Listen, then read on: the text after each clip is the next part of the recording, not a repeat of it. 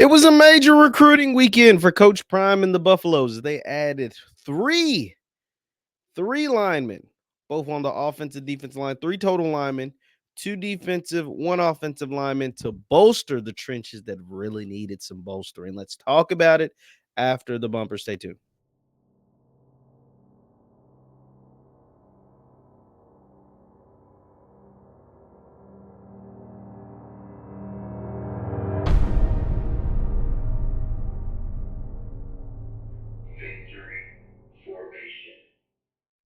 What is going on, everybody? What is going on, everybody? My name is JeffLightsyJr. This is the Victory Formation Sports Show right here on JeffLightsYjr. YouTube, Facebook, wherever you get your content. Do me a favor, hit that thumbs up button, like, share, subscribe, and notification bell because I upload all the time. Now, this was a really good weekend for the Colorado Buffaloes and Coach Prime as they added not one, not two, but three linemen to bolster both their offensive and defensive lines. I think it started with the addition of a former Pittsburgh defensive end edge rusher who is now headed to Colorado. That is Deion Hayes.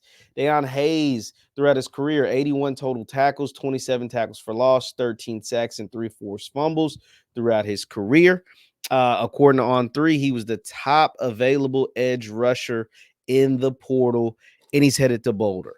We know how bad that Colorado defense was last year. We know how bad Colorado was just in general when it came to the trenches, not just on the defensive line, but also on the offensive line. And so adding a player like Hayes is going to help. Hayes, I want to say, had 10 of his tackles for loss last year alone. So they added him, but they didn't stop there. They were dipsy-doo and dunkarooing in the portal over the weekend. And then it led to their next commitment also on the defensive line. This from Ohio transferred defensive end Rayan Buell. I think his name, I think you pronounce it Buell. Rayan Buell, 6'3", 275-pound defensive lineman, had 39 tackles and 6.5 tackles in his 2 years at Ohio. We have 1 year remaining. I think he had I think it had like a few tackles for loss, like 6.5 tackles for loss last year alone. So just more bodies, more talent added to their defensive front, something that they desperately needed, something that they struggled with. I mean, we saw how bad they were on defense last year. They could score a lot of points at times. Couldn't stop anybody. They were bad in the back half. They couldn't get any pressure on the quarterback. So adding two defensive linemen who played at the Division I level, who's made plays. Now, granted, these aren't superstars. These are All-Americans. But they're adding talent to that room, adding depth to that room. It's going to help them. It's going to help them, especially when you had one of the worst pass rushes in the Power 5 last year. And then to round out the commitments this weekend for Colorado, it was none other than former 4-star Peyton Kirkland, offensive lineman. And we know how bad that Colorado offensive line was. And it's big because this young man, as a former 4-star that will have 4 years of eligibility left, 6'6", 350 pounds. Let me remind 6'6", 350 pounds. The young man was a former 4-star. Let me go ahead and show you what he was coming out of high school because he's just a class of 23 guy. I mean, so he played 1 year at Texas, redshirted, didn't get to hurt his red shirt. Former 4-star, 4-star recruit according to 247 Sports, had a ton of offers coming out of high school, had a bunch of offers even out of the portal, obviously Florida, Miami, Michigan State, Oklahoma, just to show a few. And like I said, once again, wasn't an All-American, wasn't the highest rated recruit even in high school, but he had a ton of options while he was in the portal, and adding pieces, adding talent to their offensive line room is just something they need to do. I mean, we saw how terrible the offensive line was. They added Jordan Seaton, the 5-star. He's probably going to come in and immediately start left tackle. They're bringing Tyler Brown, a guy who played for Prime at Jackson State, who wasn't eligible last year. That'll be either a left or right guard. Tyler Brown is a really good big-time player that'll help that offensive line. And now adding a guy like Peyton Kirkland.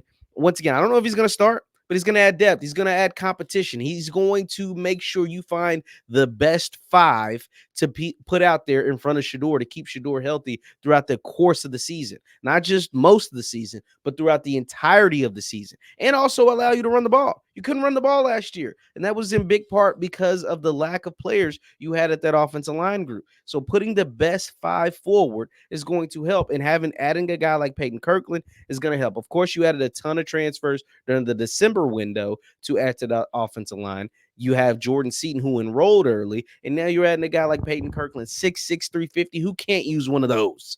Like, who can't use a guy 6'6", 350 who also just spent a year in the University of Texas weight room and weight gaining program and their strength and conditioning program? That's going to help, man.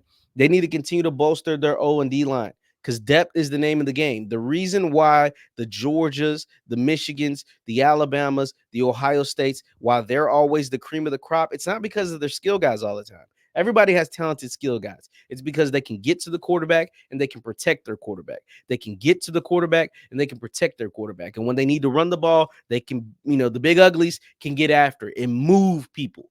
Move guys out of the running back's way. Very talented running backs that you're able to move people out of the way. And in order to move people, you got to have big people. And Peyton Kirkland is a very, very big man, 6'6", 350, added to an offensive line room that needed depth, that needed more talent, needed more of an infusion of talent. They did it with the December transfers.